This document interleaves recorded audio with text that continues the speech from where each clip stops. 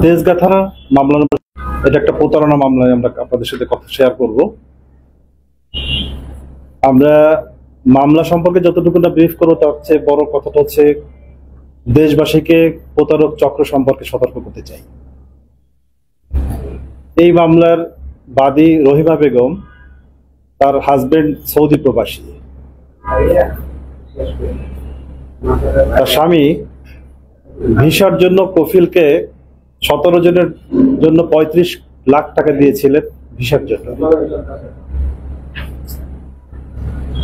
তো 35 লক্ষ টাকা দিয়ে কফিলের কাছ থেকে প্রতারিত হয়ে সেখানে সে ভিসাও পায়নি আর টাকাও ফেরত পায়নি।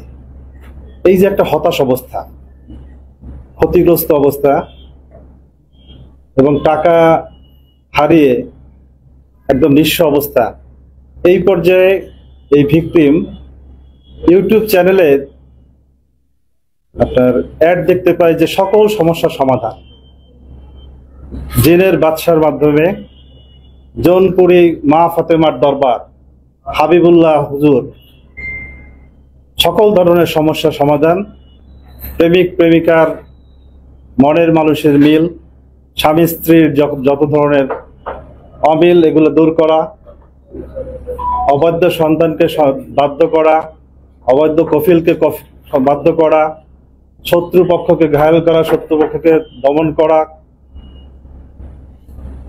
এই ধরনের যত সমস্যা আছে, দুরারোগ্য রোগ থেকে মুক্তি পাওয়া, সন্তানের আপনার মাদক থেকে মুক্তি পাওয়া, মানে মানুষের যত রকমের ব্যক্তিগত, পারিবারিক, সামাজিক যে সমস্যাগুলো আছে সব সমস্যা তারা সমাধান করতে পারে। আমরা ভিডিওতে আপনাদেরকে দেখাবো তাদের অ্যাডগুলা কত লোভনীয় এবং তারা কত তন্ত্র মন্ত্র এবং জিন সাধনার মাধ্যমে কত কিছু তারা যে করে, সেটা আমরা আপনাদেরকে দেখাবো। আমরা ভিডিওগুলো উদ্ধার করতে পেরেছি।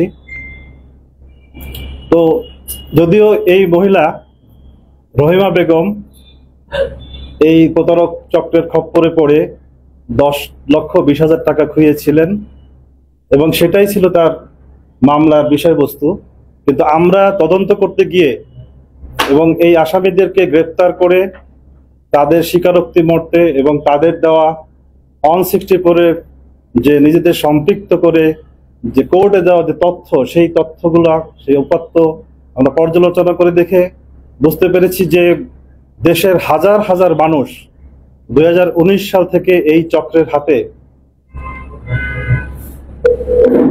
এই চক্রের ফাঁদে পড়ে কোটি কোটি টাকা ক্ষতিগ্রস্ত হয়েছেন এবং এরা এই প্রতারণার ফাঁদে ফেলে কোটি কোটি টাকা মানুষের লোপাট করেছে। আমরা এই চক্রকে, মামলাটা যখন হয়েছিল তখন মূলত এই মামলাটা হয়েছে অজ্ঞাতনামা আসামিদের বিরুদ্ধে, এটা তেজগাঁ থানায় হয়েছিল।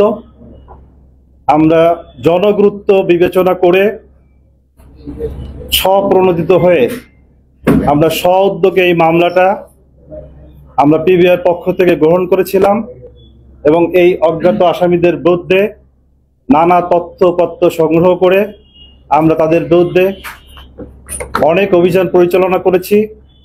ঢাকার বিভিন্ন স্থানে, নারায়ণগঞ্জ, গাজীপুরের বিভিন্ন স্থানে এবং সর্বশেষ আমরা ভোলার বোরহানউদ্দিন থেকে এই চক্রের 3 জনকে আমরা গ্রেপ্তার করেছি। তাদের কাছ থেকে আমরা 4টি ফোন সেট পেয়েছি, বেশ কয়েকটি বিকাশ নগদের অ্যাকাউন্ট পেয়েছি, এগুলো আমরা স্টেটমেন্ট পেয়েছি। সঠিকতা যাচাইয়ের জন্য আমরা সেই স্টেটমেন্টগুলো পেয়েছি যেগুলো আমরা প্রমাণ করতে পারবো। এবং তারা যে সকল বিভিন্ন চ্যানেলে অ্যাড দিয়েছে এবং যে সকল প্রতারণার ফাঁদ পাতার জন্য যে সকল কৌশলগুলো তারা করেছে, তার অনেকগুলোই আমরা আমাদের জব্দ করতে পেরেছি। বিশেষ করে মানুষকে বিশ্বাসযোগ্য করার জন্য জৌনপুরি মা ফাতেমা, এটা একটা নারী চরিত্র, কাল্পনিক। আসলে এই চক্রের ভিতরে কোনো নারী নাই। এরা মেয়েদের ভয়েস, মোবাইলে ভয়েস সেটআপ দিয়ে, মেয়েদের কণ্ঠ ভয়েস সেটআপ দিয়ে তারা নারী কণ্ঠে, এবং ওরা পুরুষ কথা বলে কিন্তু নারী কণ্ঠ, অপরপক্ষ নারী কণ্ঠ শুনতে পায়। কি অভিনব কায়দা! এবং জিনের বাদশার যে কণ্ঠ, তারাও এটা ভয়েসে সেট আপ করে দিয়ে ওরা যে নর্মালি কথা বলে, জিনের বাদশার কণ্ঠটা অপর প্রান্ত শুনতে পায়। এভাবেই অভিনব কায়দায়, এবং এরা কিন্তু একেবারেই কম শিক্ষিত লোক। রাকিব, মোহাম্মদ রাকিব, যার মাত্র পঞ্চম শ্রেণীর পাস বা পঞ্চম শ্রেণী পর্যন্ত পড়াশোনা করেছে। আরেকজনকে পেয়েছি আমরা, আর এক রাকিব পেয়েছি, সেটা হচ্ছে দশম শ্রেণী পাস। এরা 164 করেছে এবং এরা একই গ্রুপের লোক।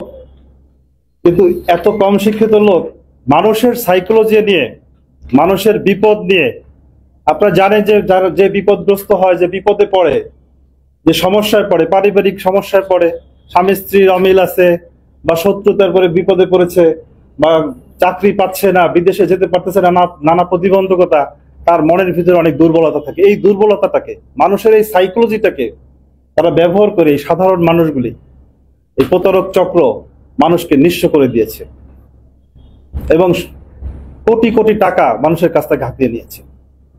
এবং তাদের যে এই প্রতারণার যে সিস্টেমটা, আমরা আপনাদেরকে যে প্রেস রিলিজের কপি দিয়েছি, আপনারা যে কাইন্ডলি দেখেন তাহলে বুঝতে পারবেন। প্রথমেই হয়তো দেখা গেল যে বলবে যে আমরা কোনো টাকা পয়সা নেই না,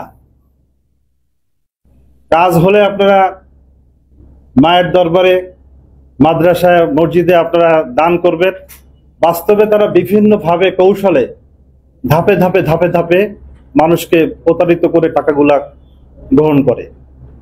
হয়তো একটা পর্যায়ে বলে যে আপনি শুরুতে আপনার আগরবাতি, মোমবাতি লাগবে, গোলাপ জল লাগবে, কাপ সুন্দর লাগবে, বিভিন্ন নাম ওরা আছে, ওইগুলো বলতে থাকে। আপনি এখন 10,000 টাকা দেন। তারপর বলবে হয়তো যে আপনার এই কফিলকে যদি আপনার বশ করতে হয়, তাকে দুধ দিয়ে গোসল করাইতে হবে। সেখানে যদি আমাদের আফ্রিকা থেকে ভুটান গরুর দুধ আনতে হবে 21 কেজি, এই জন্য আপনার হয়তো 10,000 টাকা লাগবে বা 20,000 টাকা লাগবে।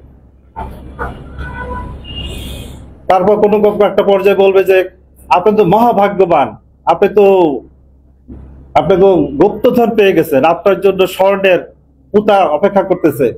আপনি যদি চান, তাহলে আপনি যদি এটা গুপ্তধন চান, তাহলে আপনার একটা খাসি বলি দিতে হবে।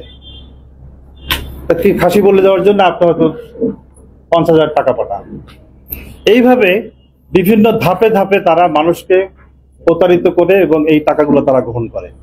এবং আমরা গতকালকে তাদেরকে কোর্ট উপস্থাপন করেছিলাম, 3 জন আসামিদেরকে, এবং তারা নিজেদের সম্পৃক্ত করে ডিটেলস বর্ণনা দিয়েছে কিভাবে তারা মানুষকে প্রতারিত করে।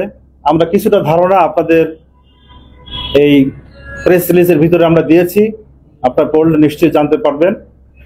এবং তারা টেকনোলজিটাকে ব্যবহার করেছে।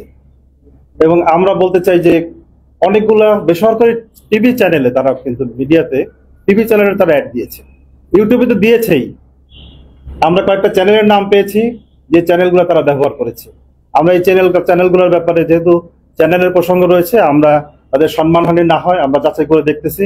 এবং আমরা বলবো, সাংবাদিক ভাইরা, আপনারা আমাদের সহযোদ্ধা, আপনারা এই বিষয়গুলো যাচাই করে দেখে যদি কোনো অ্যাড দিতে চায় এই ধরনের মানুষ, সে সকল ক্ষেত্রগুলোতে আপনারা যাচাই করে দেখে বুঝে তারপর কাজ করবেন। আর বাংলাদেশের সকল জনতার জন্য বলবো, আমাদের সতর্ক হতে হবে এই চক্রগুলো সম্পর্কে। ভালোভাবে না জেনে, না শুনে, না বুঝে কারো কথায় এই জিনের বাদশা অথবা জৌনপুরি, মা ফাতেমা, এই ধরনের বিভিন্ন নামে প্রলুব্ধ হয়ে, তাদের লোভনীয় বিভিন্ন অ্যাডে প্রলুব্ধ হয়ে আপনারা কাউকে টাকা পয়সা দিবেন না, না বুঝে কারো প্রধানের চক্করে বা ফাঁদে পড়বেন না। আপনাদের অনেক ধন্যবাদ। আপনাদের কোনো প্রশ্ন থাকলে করতে পারেন। আপনি বলেছেন যে তাদের বিকাশ এবং নগদের স্টেটমেন্ট আপনারা পেয়েছেন, এগুলোতে আসলে কি ধরনের ট্রানজাকশন হয়েছে? আপনি বলছেন যে 2019 থেকে তারা কাজ শুরু করেছে, কোটি কোটি টাকা অর্জন করেছে। তাদের আসলে এই মুহূর্তে ফিনান্সিয়াল অবস্থাটা কি? আসলে কি, এরা একদম সাধারণ মানুষ, কিন্তু এদের প্রচুর জমি সম্পত্তি আছে। এদের স্বীকারোক্তি মতে, আমরা তো প্রত্যেকের সম্পত্তি নিয়ে এখন পর্যন্ত আমরা ওই ধরনের ডিটেলসে যেতে পারি না, কিন্তু তাদের স্বীকারোক্তি মতে তারা প্রচুর সম্পত্তি করেছে এবং এই টাকাগুলা তারা ভাগ্য করেছে এবং 160 করে তারা স্বীকার করেছে, কোটি স্বীকার করেছে। না মানে ওই যে ট্রানজাকশনের পোস্টে আমাদের কাছে কোটি কোটি টাকার ট্রানজাকশনের স্টেটমেন্ট আছে। হ্যাঁ, অনেক টাকা ট্রানজাকশন করেছে। এবং এই এক্সাক্ট আমি ফিগারটা বলছি না, যেহেতু এটা একটা এক্সাক্ট ফিগার আপনাদের ক্যামেরার সামনে বলা ঠিক হবে না, আমরা ভালোভাবে যাচাই না করে। তবে কোটি কোটি টাকার ট্রানজাকশন হয়েছে, আমরা এই স্টেটমেন্ট গুলো পেয়েছি। এবং এইটার ব্যাপারটা হচ্ছে কি যে আপনার এদের তো এক একজন এক একটা কথা বলেছে, ঠিক আছে, এবং আমার ধারণা এদের আরো অ্যাকাউন্ট আছে, আমরা সেগুলো আরো যাচাই করছি। ঠিক আছে, নিয়েছি, আমাদের কাছে আছে। মামলা হলো যার ফলে আপনারা ইনভেস্টিগেশন করে অনেক কিছু বের করতে পারেন। এরকম জিনের বাসার ট্রান্সক্রিপ্টের অনেক পোস্টার আমরা বিভিন্ন জায়গায় দেখতে পাচ্ছি। তাদের বিরুদ্ধে কোনো ব্যবস্থা নিতে পারবে কিনা যদি তাদের বিরুদ্ধে মামলা না? কাদের অন্যান্য যারা রয়েছে, এরকম অনেক রয়েছে, আপনি বলছিলেন যে সবাইকে সতর্ক করতে হবে। যাদের বিরুদ্ধে আসলে মামলা নেই, এরকম প্রতারণা করে যাচ্ছে, তাদের এগেইনস্টে কোনো ব্যবস্থা নেই। এই ঘটনার সাথে রিলেটেড যদি হয়, অবশ্যই তাদের বিরুদ্ধে ব্যবস্থা হবে, এই মামলার মাধ্যমে ব্যবস্থা হবে। এই চক্রের মধ্যে কিছু তিনজনই ছিল? না, এদের অনেকের নাম আমরা পেয়েছি, তাদের নামগুলো নিয়ে আমরা যাচাই করেছি। এবং অলরেডি 164 হলে তো আপনারা মনে করেন তাৎক্ষণিক তথ্য না দিলে আপনারা তো 1 মাস পরে দিলে তো আপনাদের কাছে গুরুত্ব থাকবে না। সকলকে একই এলাকার বা এরা সকলে একই এলাকার। 2019 সাল থেকে এরা কোন জেলা সবাই? এরা 3 জনই ভোলা জেলা, বোরহানউদ্দিন।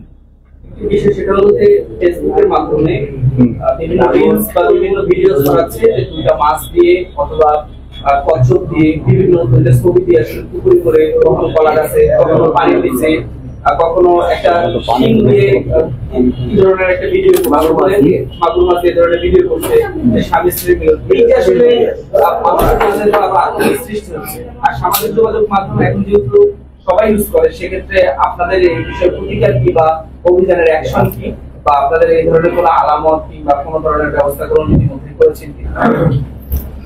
আমাদের এই মামলায় কচ্ছপ বা ওই ধরনের কোনো বিষয়বস্তু নেই। তবে এই ধরনের বিষয়বস্তু যেগুলা আপনি বলছেন, এগুলো আমাদের দৃষ্টিতে এলে আমরা অবশ্যই এগুলো যাচাই করে দেখবো এবং ব্যবস্থা নেব। এগুলো তো সামাজিক যোগাযোগ মাধ্যমে ভাইরাল হচ্ছে, দৃষ্টিতে না, মানে সামাজিক যোগাযোগ সবারই হাতে হাতে মোবাইলে স্ক্রল করে রিলস স্ক্রল করে পেয়ে যাচ্ছে। উনি বলছিলেন যে এই মামলা ব্যতীত অন্যান্য যে বিষয়গুলো আছে আসলে আপনাদের বোঝার জন্য বলি, শোনেন, কোন একটা বিষয়কে এস্টাবলিশ করতে হলে বাদী খুব গুরুত্বপূর্ণ। আর এর বাইরে আমরা অনেক সময় এই ধরনের বিষয়গুলো যদি যাচাই করে সত্যতা পাই, তখন আমরা নিজেরা বিষয়টা হয়তো গ্রেপ্তার করি বা অন্যান্য কার্যক্রম ব্যবস্থা নিয়ে তখন পুলিশে বাদী হয়ে মামলা করি। বাদীর ভাই আছে আমাদের এখানে। সাধারণ মানুষ কি বার্তাটা দিবেন আসলে এটা বিষয়ে?